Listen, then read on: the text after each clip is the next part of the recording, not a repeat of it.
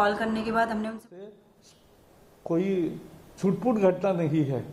ये एक साजिश के तहत पूरे बंगाल को एक बीजेपी के समर्थकों को पीटने का ये कार्यक्रम बना है।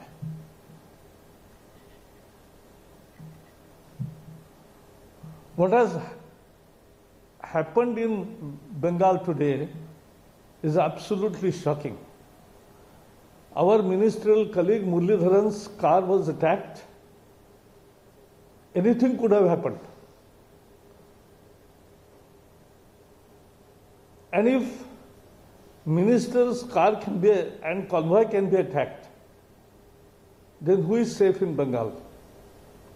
It's a state-sponsored terrorism. It's a state-sponsored violence aimed at BJP voters. Thousands of workers had to flee the house. They have taken shelter elsewhere. They have been beaten. There are murders of more than 14 workers. Thousand houses were burnt. So this is unprecedented violence any time post-election the country has seen. We condemn this and we demand the strict and very strong action against this worst kind of violence which has shamed the democratic norms.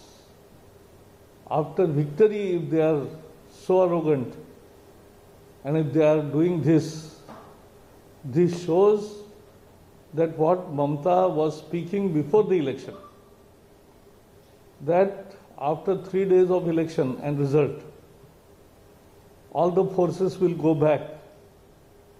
Then we will see what to do. And they are showing it what they are doing. This is nothing but state-sponsored violence. We condemn this.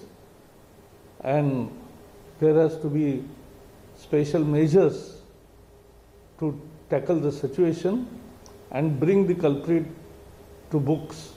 This is our demand.